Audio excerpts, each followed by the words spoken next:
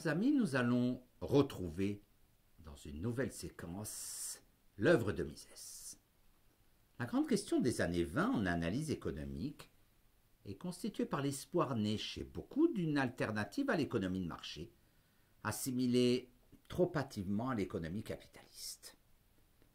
Cette dernière provoquant, pour des raisons idéologiques, l'aversion de beaucoup, ils pensèrent toucher au but, décrocher le Graal, avec les premiers balbutiements de l'économie de plan.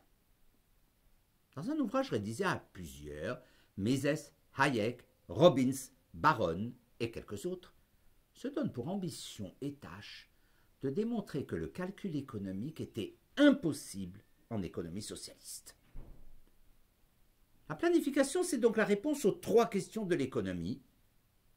Que, comment, pour qui produire, sous forme de l'imputation jusque dans les moindres détails par un organisme centralisé.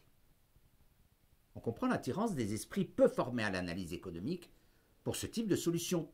Au fond, cela ne doit pas être bien difficile de lister les besoins. Tout le monde veut manger, se vêtir, avoir un logement, se transporter, communiquer, apprendre, être soigné. Il suffit alors d'affecter des travailleurs et du capital technique, puis ensuite d'accorder un prix aux différents biens. Et en multipliant les quantités produites par le nombre de biens produits, on sait la masse monétaire à distribuer.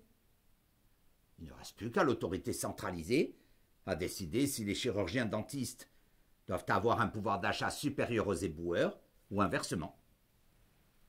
Un logicien de pacotille va trouver que par rapport au tâtonnement du processus de marché, au changement constant de prix, mais surtout à l'impossibilité de prévoir le comportement des consommateurs, il faut préférer une solution qui réduit à peu de choses, et encore mieux à rien, la part du hasard et de l'imprévisible, de l'ignorance, de la surprise.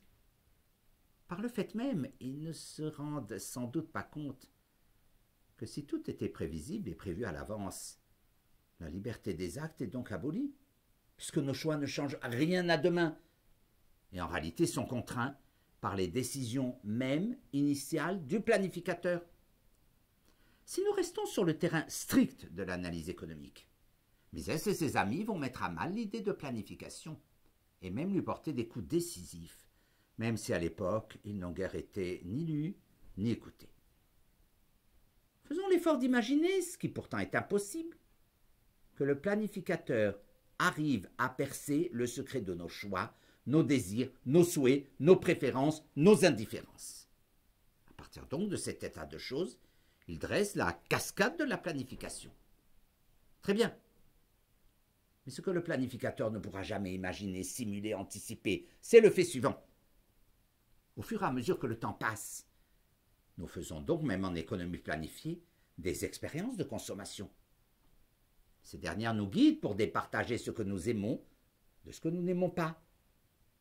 Avec le temps, et nos expériences, nos choix, nos goûts s'affinent, se déterminent, et nous découvrons par l'expérience de la vie ce que nous préférons, et d'autre part ce que nous rejetons. Mais comme la planification est quinquennale, comment peut-elle intégrer la dynamique dialectique qui est la vie même, essai, erreur, correction? La planification voulait singer le marché, en supprimant les phases de tâtonnement, de recherche, d'hésitation.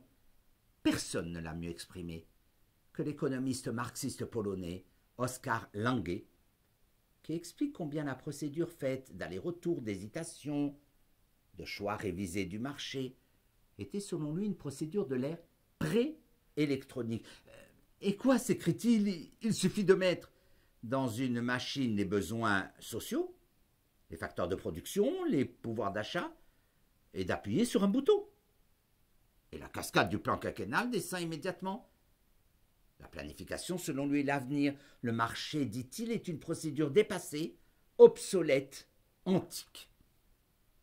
Ce que Mises et ses amis comprennent, ce que Lange et ses amis ne comprennent pas, c'est que le marché est procédure de découverte. Et que si le mécanisme qui détermine un prix ne se fait point instantanément, c'est que justement, en un moment donné, le prix révèle, reflète l'ensemble, ici des désirs des consommateurs et de leur intensité, la déproposition des producteurs et de leur intensité. Le prix, c'est un thermomètre dont le chiffre cristallise comme personne ne saurait le faire la force des souhaits des uns et des autres. Le prix en économie de marché est la traduction jusqu'à l'infinitésimale de toutes les promesses des uns et de toutes les envies des autres. Mais accepter de céder ou décider d'acquérir est un processus qu'on ne peut pas anticiper. Puisque nous-mêmes, l'instant d'avant encore, nous n'étions pas sûrs de vendre ou d'acheter, mieux ou pire. Cet instant d'avant, nous ne savions même pas que nous désirions. Mieux, nous étions ignorants de notre propre ignorance. Le trait le plus descriptif de l'action humaine, c'est que nous ne savons pas que nous ne savons pas. Incertitude, ignorance, inattendue surprise, voilà l'un des grands messages transmis par Mises et largement amplifié par la 3e génération des Autrichiens. Le premier grand message scientifique de Ludwig von Mises est donc d'avoir démontré un demi-siècle avant son écroulement l'impossibilité du calcul économique en économie socialiste. Mais Mises est aussi le précurseur de l'élargissement continu infini des domaines explorés par l'analyse économique. C'est ce que nous allons voir, chers amis, dans la séquence suivante.